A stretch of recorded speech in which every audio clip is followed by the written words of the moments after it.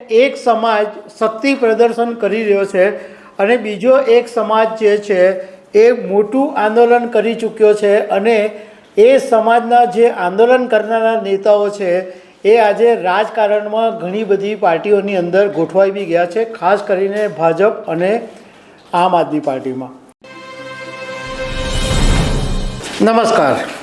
આજે હું તમારી સાથે બે સમાજ વિશે વાત કરવાનો છું, કારણ કે આ જે સમાજો છે એનું રાજકારણની અંદર જબરજસ્ત મોટું વર્ચસ્વ છે અને અત્યારે એક સમાજ શક્તિ પ્રદર્શન કરી રહ્યો છે અને બીજો એક સમાજ જે છે એ મોટું આંદોલન કરી ચૂક્યો છે અને એ સમાજના જે આંદોલન કરનારા નેતાઓ છે એ આજે રાજકારણમાં ઘણી બધી પાર્ટીઓની અંદર ગોઠવાઈ બી ગયા છે, ખાસ કરીને ભાજપ અને આમ આદમી પાર્ટીમાં. તો આ જે આખું સમાજનું જે શક્તિ પ્રદર્શન છે એના વિશે એક એનાલિસિસ અમે થોડુંક કર્યું છે, તો એના વિશે હું આજે તમારી સાથે વાત કરવાનો છું. એટલે પહેલાં એક જ મુદ્દો છે અને એનાથી શરૂઆત કરીએ. બે સમાજમાંથી એક સમાજની હું પહેલાં તમને ક્ષત્રિય સમાજની વાત કરું અને પછી હું તમારી સાથે વાત કરીશ પાટીદાર સમાજની, કે એમાં એક નવું ડેવલપમેન્ટ જે થઈ રહ્યું છે એના વિશે વાત કરીશ. અમદાવાદની અંદર ક્ષત્રિય સમાજનું એક મહાસંમેલન મળ્યું અને એક નવું મંચ ઊભું કરવામાં આવ્યું. એમાં સમસ્ત ક્ષત્રિય શક્તિ અસ્મિતા મંચ એવું નામ આપવામાં આવ્યું અને ભાવનગરના મહારાજા વિજયસિંહ ગોહિલને એના પ્રમુખ બનાવવામાં આવ્યા. સમાજના લોકો એક મંચ પર ભેગા થાય એ બહુ સારી વાત છે, કારણ કે એને કારણે સમાજના જે નાનો વર્ગ છે એને બી પ્રોત્સાહન મળે છે અને સમાજની એક તાકાત હોય એ ઘણા બધા તમારા કામ કરી આપે છે. આ ક્ષત્રિય સમાજનું જે સંમેલન મળ્યું એની અંદર એક બાબત બહુ ક્લેરિટી કરી દેવામાં આવી કે આ મંચ બિલકુલ રાજકારણનો ઉપયોગ નહીં થશે અને કોઈ વાદ વિવાદને આ મંચ પર સ્થાન નહીં મળશે. માત્ર આ મંચ જે છે એ સમાજમાં ચાલતા કુરિવાજો, જે કુપ્રથાઓ છે એને દૂર કરવાનું કામ કરશે. આ સમાજનું જે મંચ છે એ ક્ષત્રિય સમાજના દરેક દીકરા દીકરીને શિક્ષણ કેવી રીતે મળે એના વિશે કામ કરશે.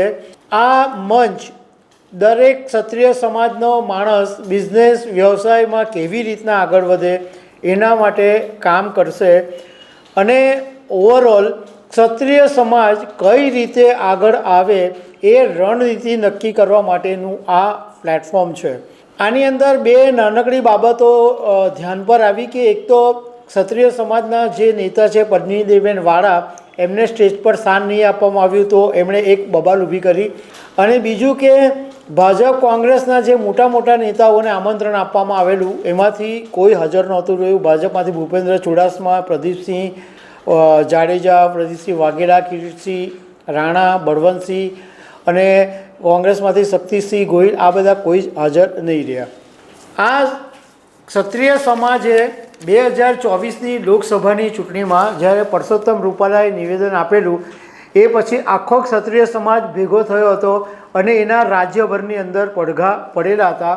ફરીથી એક વખત ક્ષત્રિય સમાજ ભેગો થઈ રહ્યો છે. હવે હું વાત કરીશ તમારી સાથે પાટીદાર આંદોલનના એક નવા ડેવલપમેન્ટની.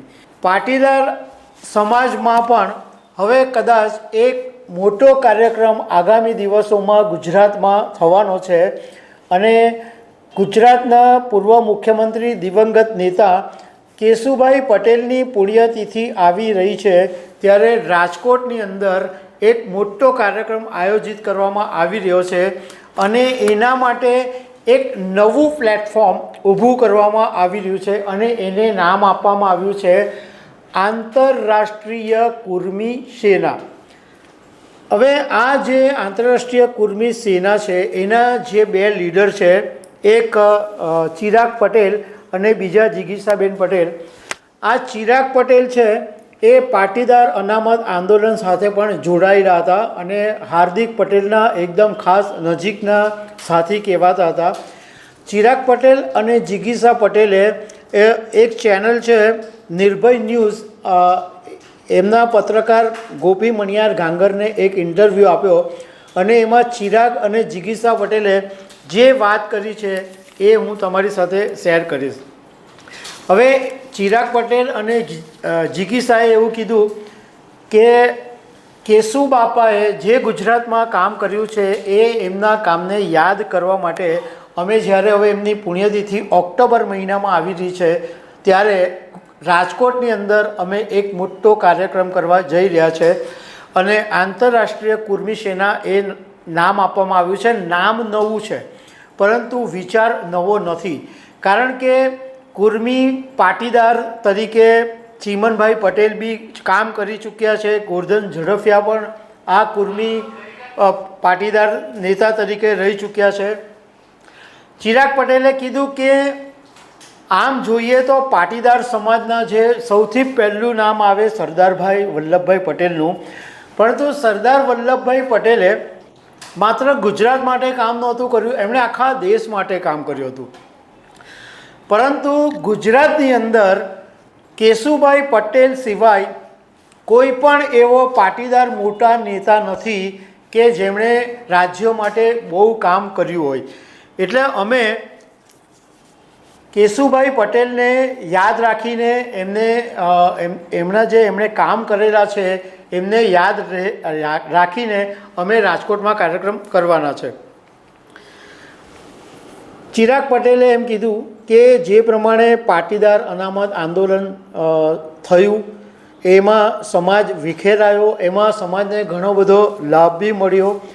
હજુ ઘણું બધું સમાજ માટે કરવાનું છે, એટલે અમે એવું નક્કી કર્યું કે એક આંતરરાષ્ટ્રીય કુર્મી સેના ઊભી કરવામાં આવે જેને રાજકારણની સાથે કોઈ લેવા દેવા નહીં હોય. અમે આ જે મંચ છે એના નેજા હેઠળ માત્ર ગુજરાતમાં જ નહીં, માત્ર ભારતમાં જ નહીં, પરંતુ વૈશ્વિક લેવલે જ્યાં પાટીદાર વસેલો છે ત્યાં આગળ જે પાટીદાર સમાજના લોકોના વિવાહ નથી થઈ રહ્યા એ બધાને અમે એક સાથે જોડીશું, જેથી ગુજરાતનો પાટીદારને પણ ઇન્ટરનેશનલ લેવલે વિવાહ માટે ચાન્સ મળે અને બહારના જે છે એમને પણ ગુજરાત અથવા ભારતમાં કશે પણ વિવાહ માટે સ્થાન મળી શકે. તો એના માટે એક કામ કરશું. વ્યસન મુક્તિ માટે અમે અમારું મંચ કામ કરશે. ખેડૂતના પણ ઘણા બધા પ્રશ્નો છે તો એના વિશે બી અમે કામ કરશું. રોજગારીના પણ પ્રશ્નો છે કે પાટીદાર સમાજના ઘણા બધા યુવાનો રોજગાર છે તો એ પ્રશ્ન વિશે પણ અમે કામ કરીશું. પાટીદાર સમાજના ઘણા બધા લોકો આઈટીની સાથે સંકળાયેલા છે તો એના વિશે પણ અમે કામ કરશું. એમણે એમ કીધું કે વિશ્વમાં રહેતો દરેક પાટીદાર એક છત નીચે આવે એના માટે આ આંતરરાષ્ટ્રીય કુર્મી સેના બની છે. કુર્મીનો મતલબ એમ થાય છે કે ગુજરાતમાં જેવી રીતના પાટીદારોને પટેલ કહેવામાં આવે છે, રાજસ્થાનની અંદર ગુર્જર કહેવામાં આવે છે, મહારાષ્ટ્રમાં મરાઠા. નીતિશ કુમાર અને ચંદ્રબાબુ નાયડુ પોતે કુર્મી છે અને ઉત્તર પ્રદેશના જે સાંસદ છે અનુપ્રિયા પટેલ એ પણ કુર્મી છે. કેશુભાઈ પટેલ એક માત્ર રાજકારણી નહોતા, પરંતુ તેઓ એક રાજકીય સંત હતા અને અમે રાજકોટની અંદર જે કાર્યક્રમ કરવાના છે એની અંદર એક કેશુભાઈ પટેલ વિશે એક આખી ડોક્યુમેન્ટરી અમે તૈયાર કરી છે. કેશુભાઈ પટેલ વિશે એક પુસ્તક તૈયાર કરવામાં આવ્યું છે, એનું વિમોચન પણ કરવામાં આવશે અને ગામડા સુધી કેશુભાઈએ જે કામ કરેલું છે એ પહોંચાડવા માટે અમે કામ કરીશું. કારણ કે કેશુભાઈએ પણ એક ગોકુળ ગામની જે યોજના બનાવેલી અને કેશુભાઈએ નાના ગામડા સુધી પહોંચ્યા હતા, એટલે અમે પણ લોકોને સુધી પહોંચશું અને લોકોને ખબર પડે કે ભાઈ કેશુભાઈએ ગામડાના લોકો માટે શું કામ કરેલું હતું. હવે ચિરાગ પટેલ અને જિગીસા પટેલે આ જે ઇન્ટરવ્યૂ આપ્યો એમાં એમણે કેટલીક બાબતોમાં નિશાન બી સાધ્યા છે એકબીજાની સામે. એમણે એવી વાત કરી કે કેશુભાઈ ગુજરાતમાં ભૂલાઈ નથી ગયા, પરંતુ કેશુભાઈને રીતસરના ગુજરાતમાં ભૂલાવી દેવામાં આવ્યા છે. એકચ્યુઅલી ગુજરાતની અંદર ભાજપનો જે સત્તા પરિવર્તનનો પાયો છે એ કેશુભાઈ પટેલે નાખેલો, પરંતુ એક એવી જ ઇમેજ ઊભી કરવામાં આવી રહી છે કે ગુજરાતમાં જે બી કંઈ કોઈએ કર્યું એ માત્ર નરેન્દ્ર મોદીએ કર્યું એવી ઇમેજ ઊભી કરવામાં આવે છે।